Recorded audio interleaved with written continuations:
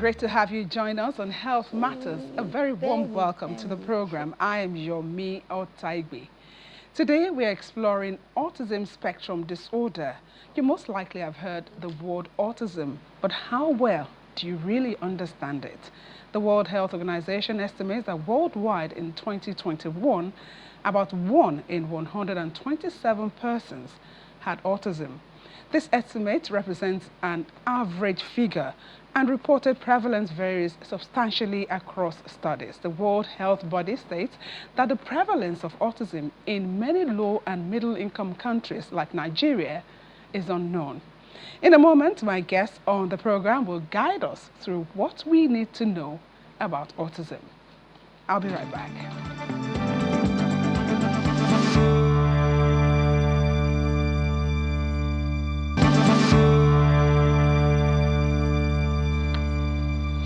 Have now been joined by a registered special needs practitioner who is also a certified autism specialist, Mrs. Dume Marioge. Mrs. Marioge is a member of the National Autistic Society, the National Association of Special Education Needs, and the National Handwriting Society. Thank you indeed for joining us today. Thank you very much for having me. So autism spectrum disorder is very broad, and so let's narrow it down to that basic facts that our viewers need to know. Let's start with that. Basic. Okay, so for autism, I look at it as a triad of impairments. So there's communication, there's behavior, inappropriate behavior, and social relation issues. So it's just a triad.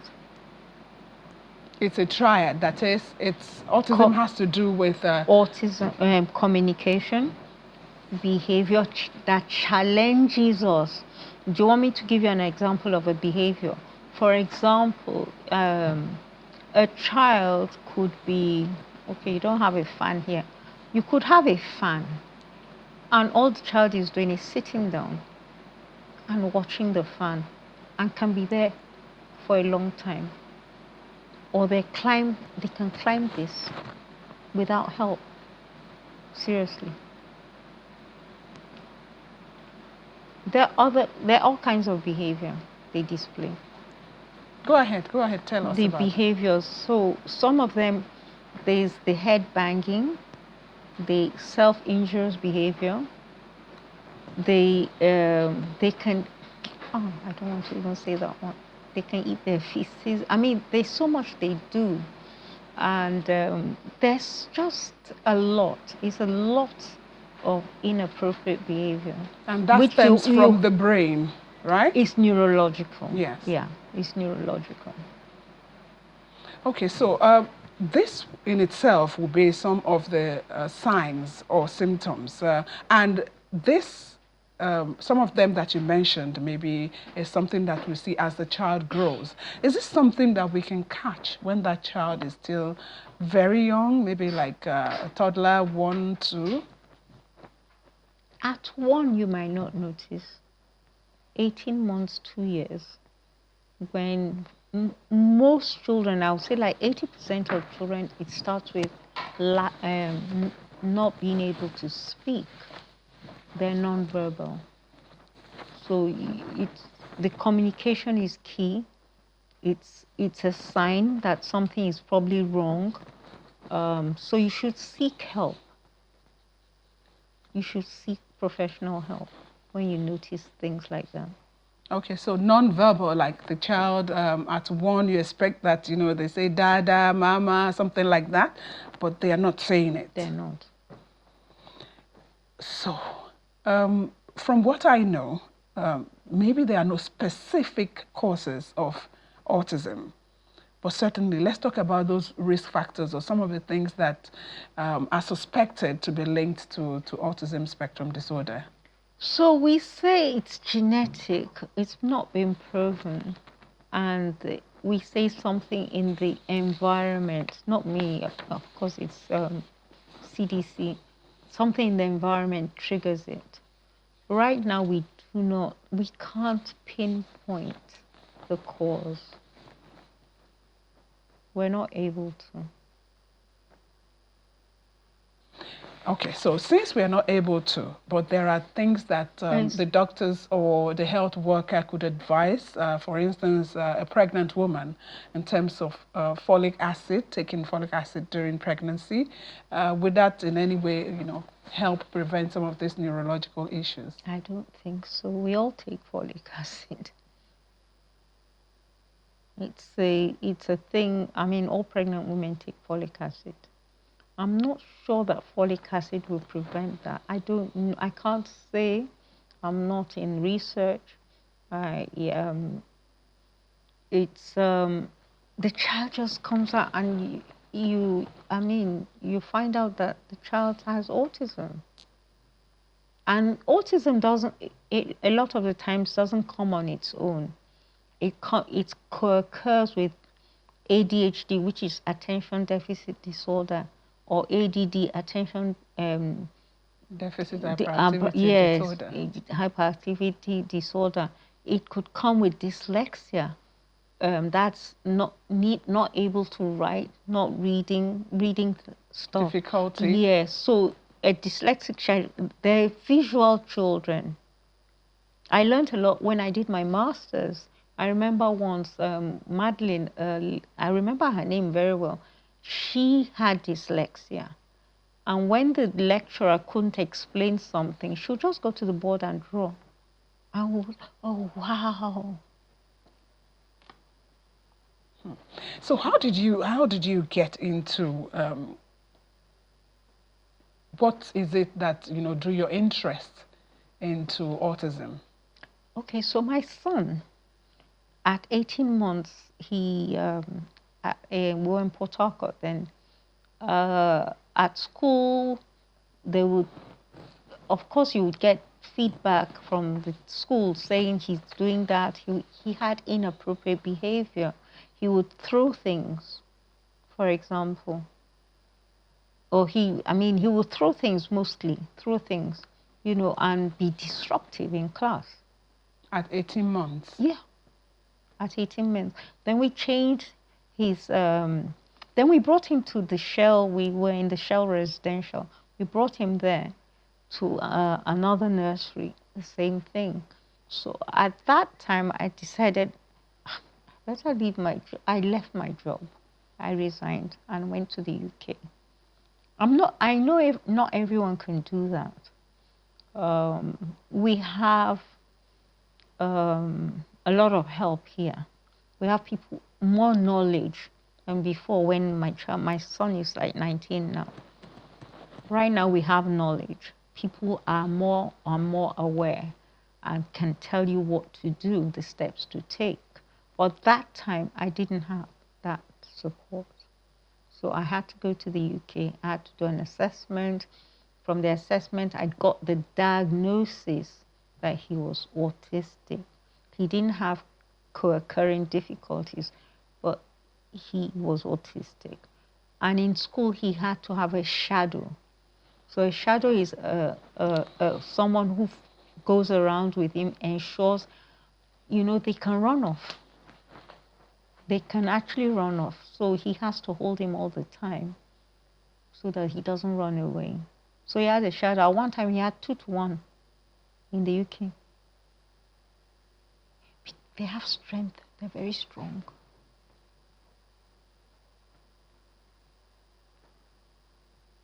And this took a toll on you? Not really. I had so my daughter, there was a lot of sacrifice in the house. My eldest daughter was supposed to go into university then. She took a year off so that I could take on the master's. Because I decided, well, I'm here. I need to help him. So I took on the master's in special needs at the University of London. And then the following year, she went to Reading, to the university. And from there on, I did other courses. So I have a lot of courses I've done. I've learned how to, and then I taught in special schools. Because the dissertation emphasis was, you know, you needed to, so I had 3 students. I went to an autistic school, so I had 3 students I had to work with. And there were 3 different, and you can have 3 autistic, they're different. They're all unique. In their ways. In their ways, they're not the same. So this helped you, you put your strength in trying to find out more, to learn about this condition, and then to help your child. Now, let's look at it on a broader level. A mother is having a child that is, you know, exhibiting some of the symptoms that you mentioned, you know, repetitive behavior. The child is just fixated on a particular object. The child is throwing tantrums. The child is, you know, restless. And the mother is wondering, is this child being difficult? Because she doesn't even know too. So let's talk about the diagnosis. What is that particular thing, or those things that, you know, the parents need to do, or the caregiver would need to do to when they see some of these signs? The diagnosis comes from doing an assessment, right? After the assessment, you go on to see what I call a nature path, because a typical doctor, not all of them. Like I said, I went to a particular doctor and he just said, your child is autistic. And I said to him, how do you know? You know, because I ask a lot of questions. Because he's a specialist. He's a specialist in another area. So I asked, he's a pediatrician, he yes. deals with children. So if you see a general practitioner, then you may be referred. They will refer you yes. to a pediatrician. But even pediatricians, not all of them know. I had to get one to go and study. And so we have support. We have speech therapists, we have occupational therapists, we have what we call behavioral therapists. Yeah, and then some children need physio as well. And the most important thing I believe is doing the biomedical. A lot of parents I know have not done a biomedical.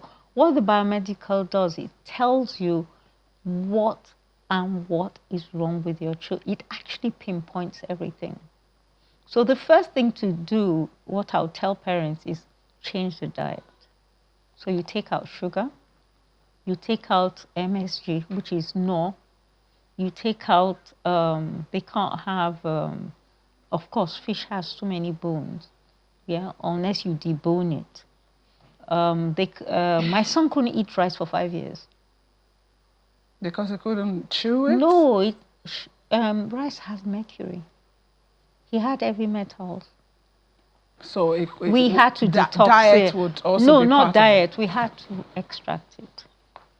Okay, we'll go on a very quick break, and Yeah. When we come back, we'll still have Mrs. Marigwe in the house. She's going to share with us more on how to give support to children with autism. And of course, you can join us in the conversation.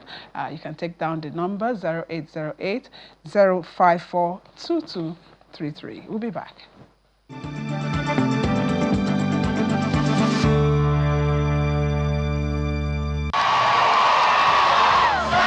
There are places you would like to go.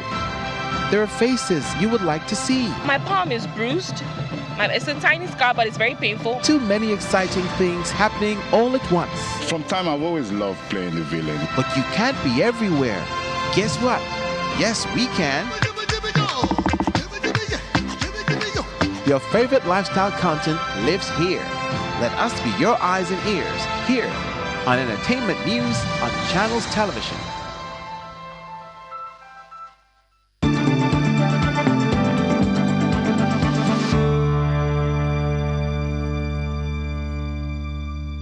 Welcome back. We still have Mrs. Jummai Marigwe in the house. She is a certified autism specialist. Before we went on that break, I said we'll talk more about the support and management of autism. Support in terms of, one, what people around those living with the condition can do to help them in schools? And you have, adults, living with autism too. Autism, yeah. So for schools, I would say that what most schools need to do is get a separate area where because they don't learn they don't like noise, for example, they can have a meltdown with too much noise. Can trigger that. Yeah, it can trigger that.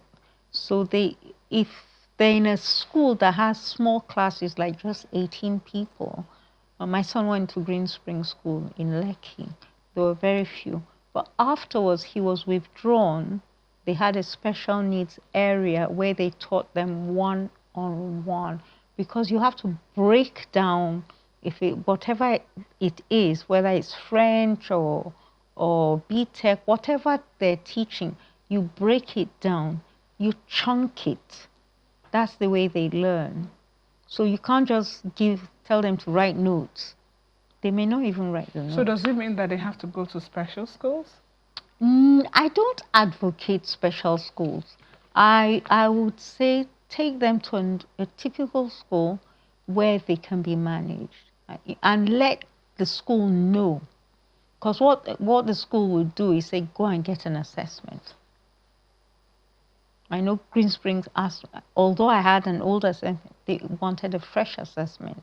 So I had to go and get another assessment.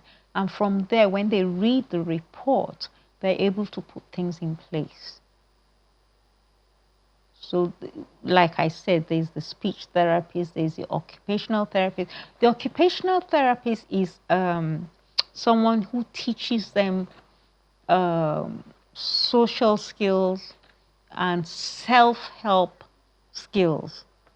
A lot of them are not able to button their shirts, so they're taught that.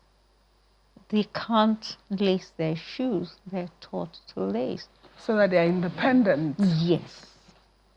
So you need to get them to that level of independence. The problem we have, the problem I've encountered, and I keep saying it, is parents who say they don't have time.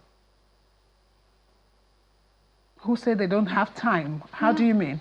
Well, I was speaking to a particular parent, and she said, she can't do it, the house girl will do it. House girl can never do it like you. She can't. Your housekeeper can't do what you can do. So you don't get the results, and you're looking for results, and the results are not coming because you're not supporting the child. So the parents need to even come into it. If an occupational therapist leaves and says, okay, I want the child to go on the peanut ball, I want the child to go on the trampoline, I want the child, there's so many things the OT did, and then the fine motor skills, teaching them to write and to draw, getting their hands strong enough, teaching them to grip the biro, that's important. So it's a whole lot. It is a whole lot. But it's doable. Very, very. My son. You have the results now. I have the results. It's doable. And with the support, because sometimes there's things that people don't know that they are afraid of. And so the stigma, oh, this child is like this. Oh, that child is like this. Don't let them come near my child. Don't let them come. So what we all need to do is get people more and more aware, and then acceptance is the goal. Accepting these children. So what I tell people is that, look, if you see a mom having a hard time with a child has had the meltdown, don't tell them, I know what you're going. You don't. Smile. Give them a smile or give them a hug. They're going through a hard time trying to get that child to get up. So it's a whole lot that, everyone would need to support. There's the diet. Yes, there's a diet. There's the therapy. There's the biomedicals, because once you do the biomedicals, you're on supplementation, things like magnesium, fish oil, different things. depending on what your report says. So it will be dependent on what they find, and Yes. that management will be tailored according to the specifics for that. So we have a lab in Nigeria, SIN Lab. They do those tests. Okay, thank you so much. Thank you indeed for sharing your experience and your time with us on the program. I've been having a chat with a registered special needs practitioner who is also a certified autism specialist, Mrs. Jummai Mariobe. Thank you. Thank you very much for having me here. Thank you. Yeah. And we'll always let you in on the latest health stories on our news segment.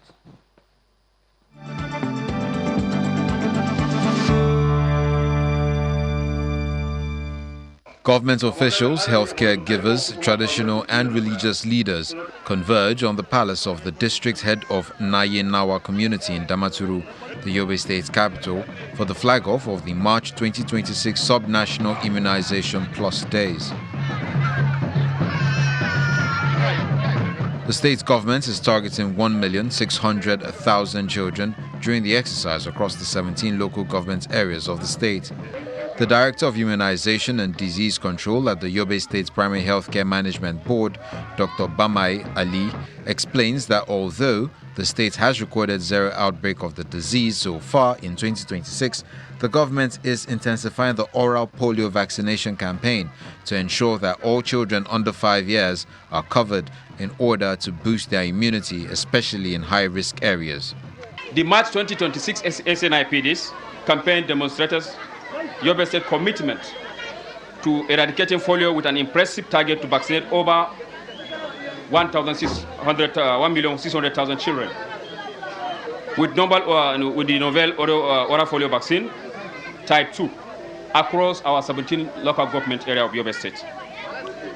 The anticipated success of the March campaign was driven by innovative strategies, including careful selection of best performing vaccination teams in all LGS and wards, deployment of independent monitors and state supervisors, community engagement led by civil society organizations, and the active involvement of traditional leaders through the Yobe State Emirate Council Committee on Health, YECO.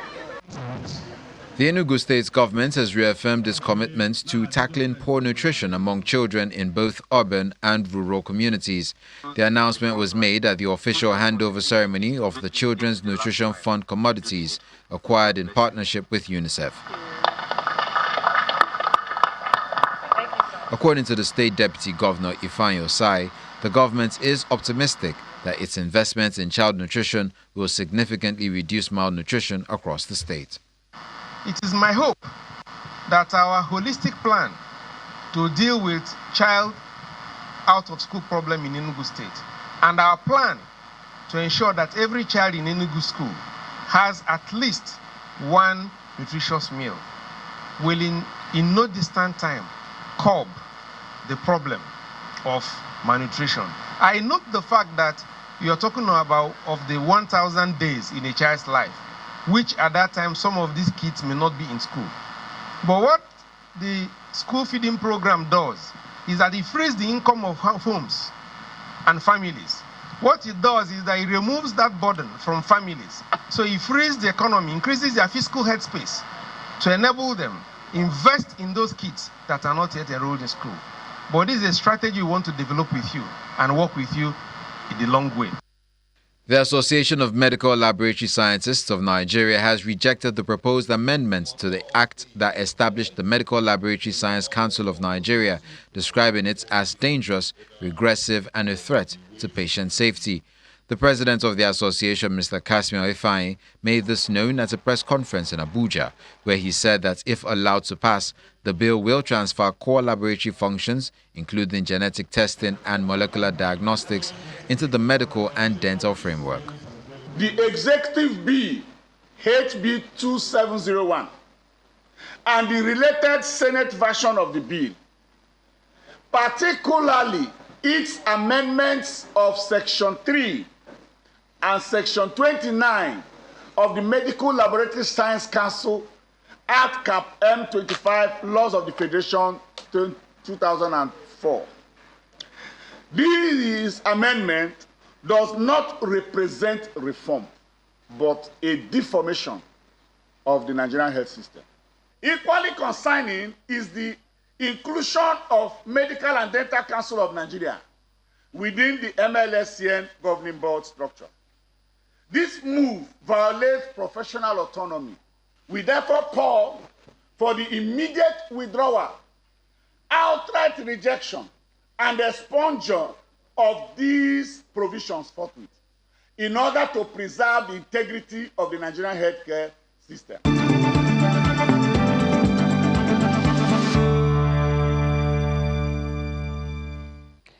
Just before we go, remember, autism awareness is only the starting point. The real work is ensuring that in our schools, offices, and neighborhood, people living with the condition are not stigmatized. Thank you for sharing your time with us on Health Matters. I'm Yomi Otaigbe. Do enjoy the rest of your day and stay safe.